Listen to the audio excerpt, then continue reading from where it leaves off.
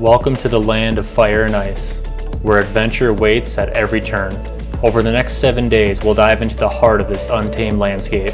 From cascading waterfalls to volcanic landscapes, get ready to witness nature's grandeur like never before. This is Iceland.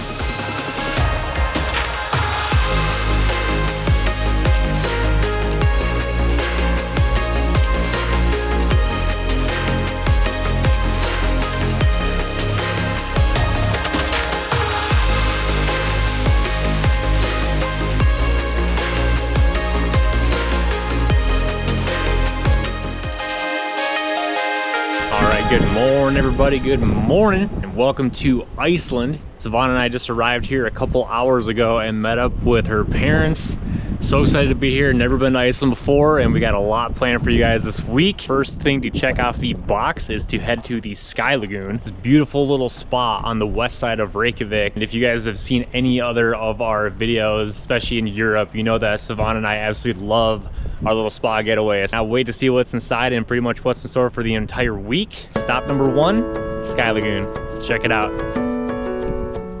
Construction of Sky Lagoon began in early 2020 and it was completed in 2021. The lagoon features a dramatic infinity edge, creating the illusion that the water merges seamlessly with the sky. The design was inspired by the Icelandic geography and uses gray blues, deep greens, whites, and creams to copy the landscape. Sivan with the Corey look.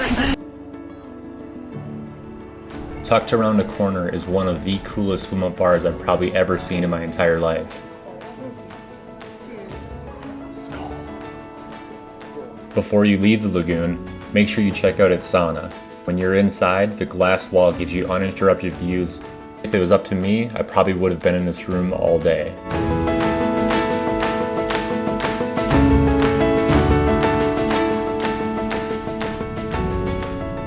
Welcome to day 2 here in Reykjavik and our second day along this Iceland trip here. Sivan and I just left our hotel and came down to the beach here on the west side of Reykjavik and just thought we'd get some miles knocked out before we start day 2 with our parents. It's a little dreary, a little overcast and wet, but honestly it feels so good just to come out here and do some miles in the morning, especially after a long travel day yesterday. I'm sure my hair looks amazing, but it's all right.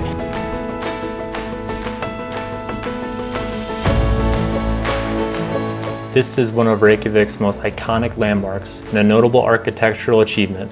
The construction of the church began in 1945 and was completed in 1986. It took over 40 years to build due to various delays and changes in design.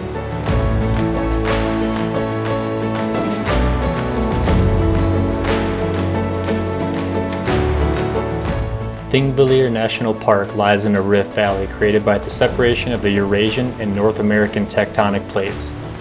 This rift is still expanding by about 2 centimeters per year. It became a UNESCO World Heritage Site in 2004 due to its cultural, historical, and geological significance.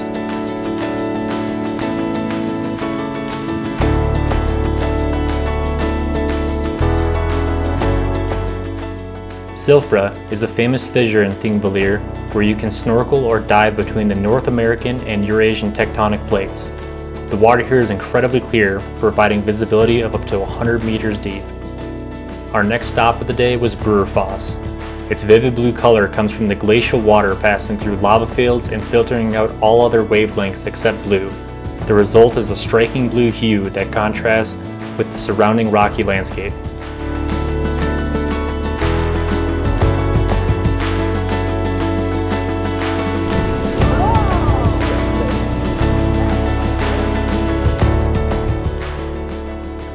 Gullfoss, often referred to as the Golden Falls, is one of Iceland's most iconic waterfalls.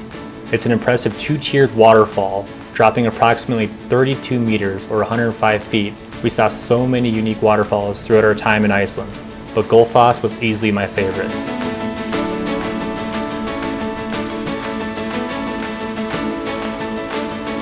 After a long day of sightseeing, we finally made our way to the Lambassador guest house and enjoyed a dip in their hot tub for the remainder of the evening.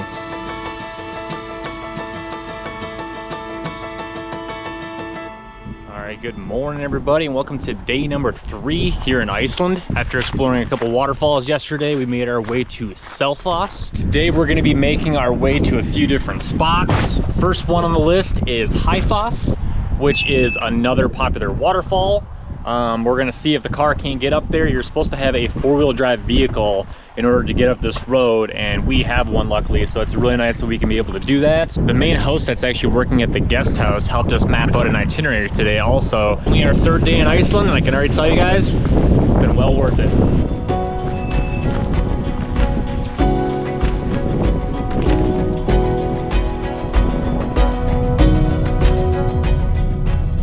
Foss was our first waterfall stop of the day. It's located on the Thjorsa River, which is also Iceland's longest river. Lupine flowers can be found all over Iceland and were first introduced from Alaska in the 40s. Fossabrekker, which translates to waterfall slopes in Icelandic, was our next stop. We were honestly the only ones here at this scenic overlook, so it felt amazing to have this picturesque waterfall all to ourselves.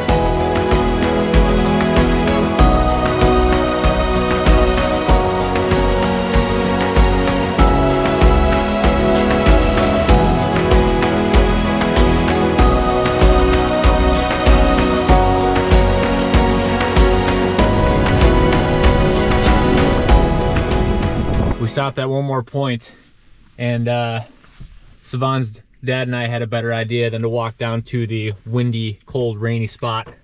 We got macaroons in the car.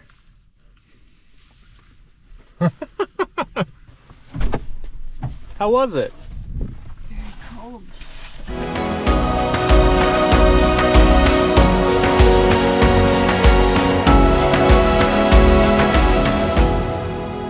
We've been driving for about 2 hours, and we made all the way up to Foss, which is another beautiful waterfall up here in Iceland, but the weather has definitely changed. We're hoping that we get a good view of this waterfall, because we plan on kind of having this being like the little crown jewel of the day before we go to our hot springs this afternoon. The road getting up here was not the easiest, but I think if you have at least like a little bit of a clearance of your car and at least all-wheel drive, it's really not too bad at all to drive up here. I think it's safe to say that once we're done with this hike, we're gonna need something warmer in our bellies. Is it going in love with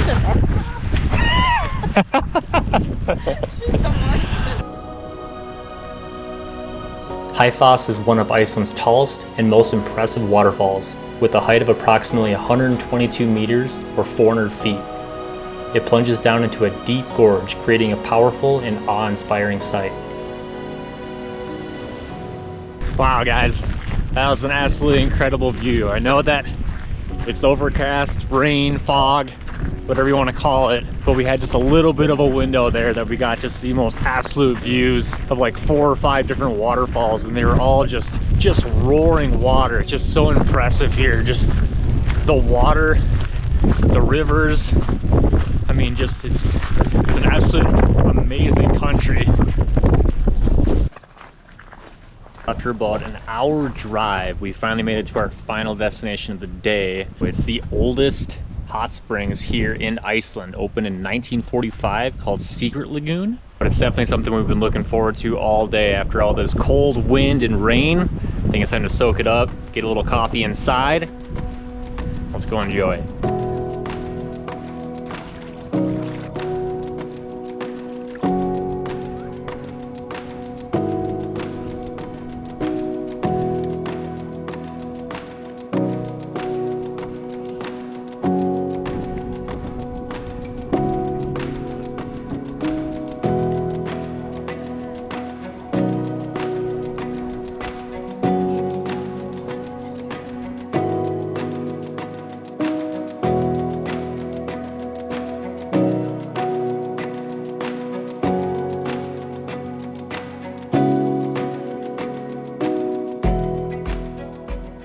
Today we're going to be going up to Skogafoss, one of the most popular and well-known waterfalls in Iceland. But first we're actually going to take a stop off to another famous waterfall here before we actually go hiking near that location itself. Let's go take a look. So Leonsfoss is approximately 60 meters or 197 feet tall. What makes this waterfall so unique is the pathway that allows visitors to walk behind it. Even though it was only our third day in Iceland, I could already tell why this country is such a popular family destination. So many scenic locations can be found right off of the main ring road, making it easily accessible for all ages and abilities. All right, now that we got on the road for about another half hour from the last waterfalls, we finally made our way to one of probably the most famous waterfalls in all of Iceland. So excited to take a look at this one, you guys. You ready? We're ready.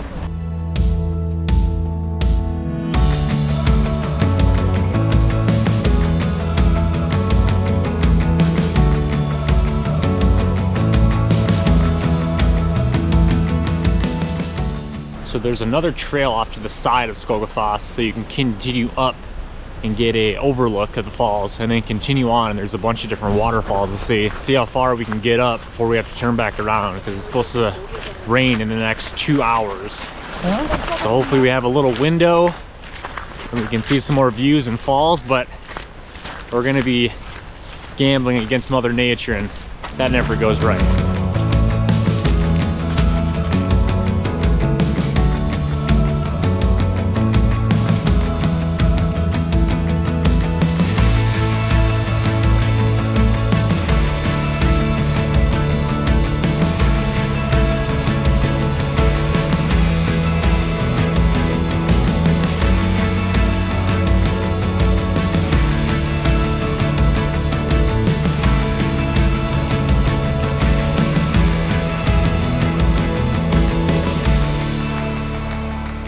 Sivan and I are only about a mile and a half into the hike, and already we've probably seen 4 or 5 of some of the most beautiful waterfalls we've seen in our life. One thing that I made sure when I came out here, I know I love drone footage and I like flying everywhere if I can, be cognizant when you're here that you're not flying in an area that is a no-fly zone. I know Skogafoss, the falls down below, it's a protected area and you're not supposed to fly there, along with some other spots.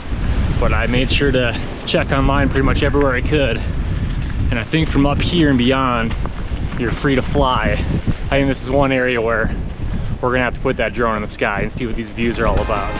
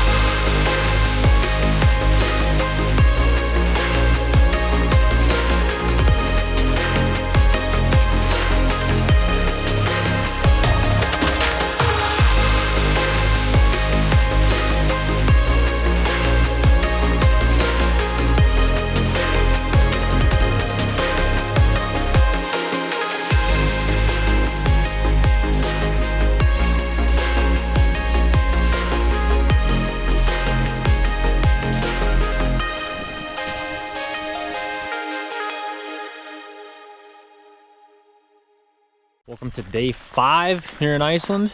This morning, Sivan and her parents and I had a really good breakfast at our guest house. We're staying just about 7 minutes west of Vik, and just this little beautiful area. We drove just about 2 hours to another famous national park just east of Vik. The main viewpoint of today is going to the famous waterfall Svartfoss. Probably butchering that name completely, so again, I apologize for mispronouncing, but it's the best this American can do.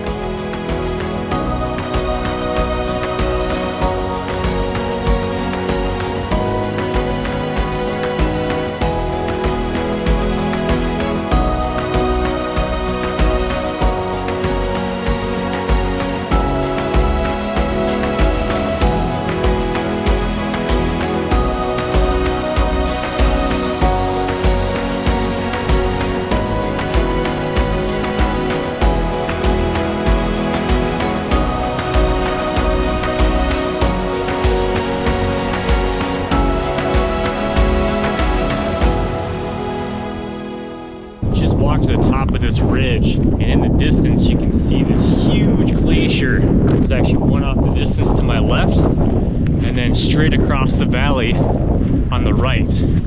The park is named after Vatnajökull, the largest glacier in Iceland and all of Europe by volume and area.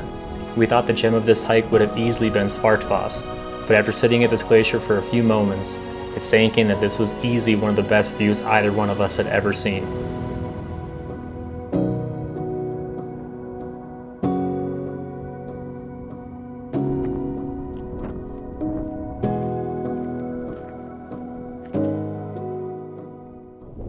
Well, we drove about 45 minutes west of our last hike at the national park. And there's one little hike that we're gonna do. It's about 1.9 miles round trip. These views up here, I think it's a good way to cap the day off. What do you think?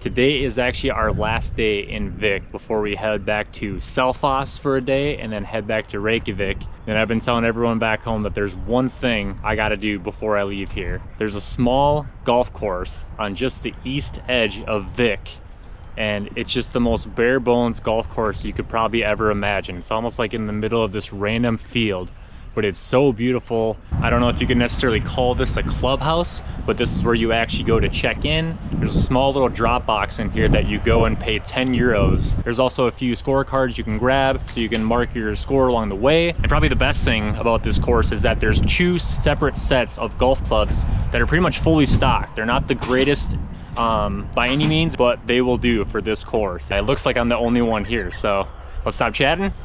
Let's go check this place out. Needless to say, but the birds here, they're a little territorial.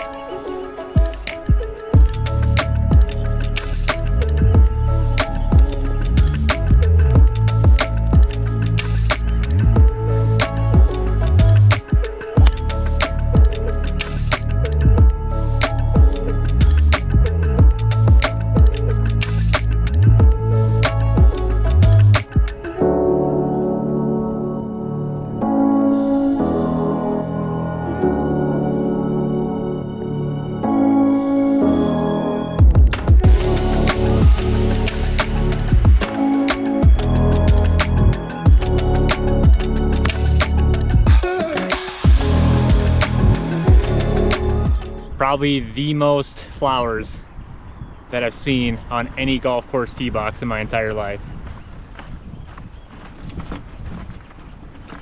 Last hole, and the rain finally stopped. Look at that.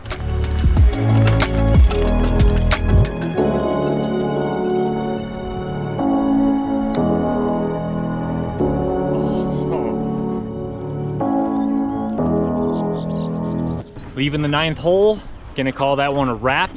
at the Vik golf course. I know golf maybe isn't on everyone's bucket list to do all over the world, but here in Iceland, it's a place where they have some of the coolest and most unique golf courses around. And to be able to do one here in this small town of Vik, where really I think I was the only one besides these birds on this entire golf course today. This is certainly a day where I'm gonna remember for a long time. The next morning, we left our hotel in Selfoss and drove to the famous Kerrud crater. Kerrud is believed to have formed not from an explosive eruption, but from the collapse of a volcanic cone. After the magma depleted, the cone collapsed inward, forming the crater.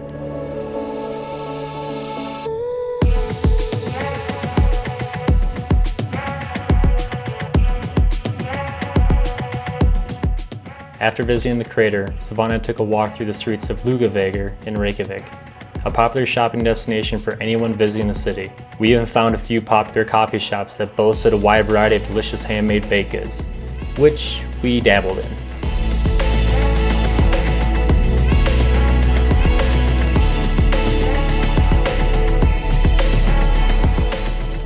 Our last day in Iceland would have us visiting one of the most popular destinations in the entire country, the Blue Lagoon.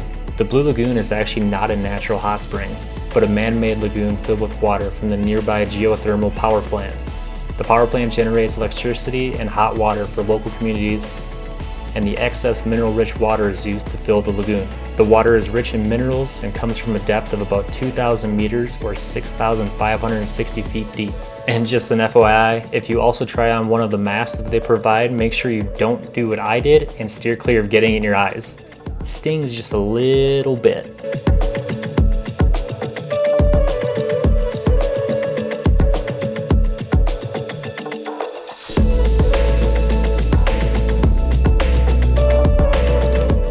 And so our incredible journey through the land of fire and ice comes to an end.